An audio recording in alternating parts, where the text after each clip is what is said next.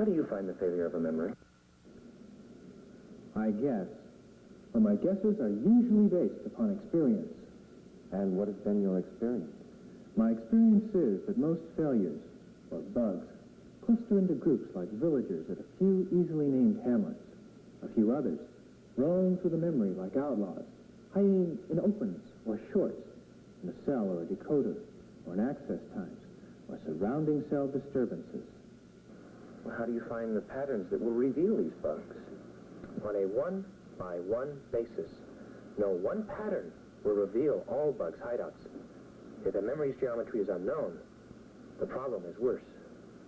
Well, I would think manufacturers would supply you with detailed descriptions of their memory's internal geometry. Many times, but there are cases where internal geometry, such as placing the first cell adjacent to the last cell, gives one manufacturer an advantage over another. He then declares this geometry proprietary. These patterns, for example, assume a square array. Well, can you give me some specific patterns based upon this model? Certainly. This is a diagonal pattern. It verifies that the address decoders are working. If the decoders fail by selecting more than one cell, a light will appear in a cell off the diagonal. If the cell is inaccessible, it will appear as a 0 on a diagonal of 1s. The diagonal pattern is a special case of the walking ones pattern. In the walking ones pattern, a single 1 is placed into a cell in the array while the others are left at 0. The memory is read, and the 1 is changed to a 0. The process is repeated in the following cells.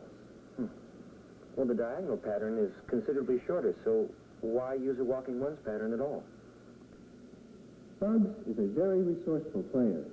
If he hides in the sense amplifier recovery portion, then the diagonal pattern will find him. He will cause a long string of 1s followed by a 0 to be noted as all 1s.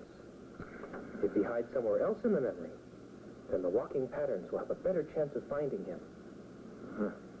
If you wish to compromise on test times, you may try a marching ones pattern. This is a marching ones pattern. Well, sounds to me like you have bugs' hideouts pretty well staked out. Simplest wishes are sometimes hardest to fulfill.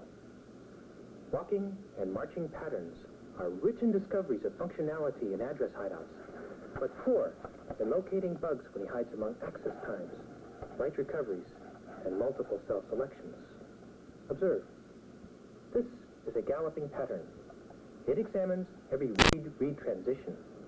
It also examines the disturbance caused in other cells by writing in a given cell. As a bonus, it is a rough check of access times between any two cells. Well, it's very long, but if it covers all the bases, I suppose I can use it. Even the best trees do not always bear fruit. This pattern tests nearly everything, but it is weak, determining right recovery failures. If you know the geometry and would like a shorter pattern, you may try a surround disturb pattern.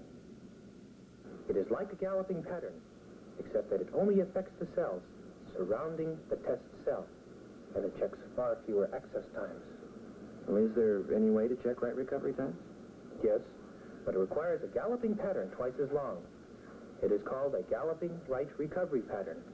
It tests every right read transition.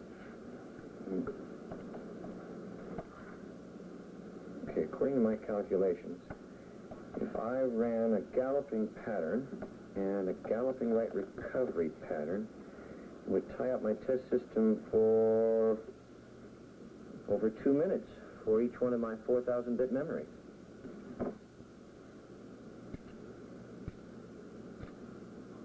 Most observant. I anticipate that like the last rays of sunset, you would hold the beauty of a minute and close within a single second. I too seek this beauty. In pursuit of it, I have developed patterns for your memory, which are a factor of 60 shorter. My attempt here is to test an entire column, row, or diagonal at one time. Observe. This is a walking column pattern. If Bugs hides among the X decoders, this pattern will catch him. In a similar way, I have developed a galloping column pattern. It uses the galloping process, but only for cells in the same row as the test cell. If Bugs hides among the refresh cycles in the memory, this pattern will catch him. If he chooses to hide among the switching of the XY decoders, you may show him a pattern in which the galloping process is exercised only along the diagonal. Now, if I were to use all these patterns in turn on a single memory, would I then be certain of finding all the failures? If a single star burns out in the heavens, we may not notice until it comes crashing down upon us. Bugs can be a subtle and complex player. He can hide so well that only just the right combination of voltage levels, timing, temperature, and stored patterns can bring him out. Consider the changing of the number of ones in a given pattern, for example. This changes the total charge on the memory chip, which changes the total capacitance, which changes the access times. Bugs can hide in any link in a chain of events. This is what makes him such a worthy opponent.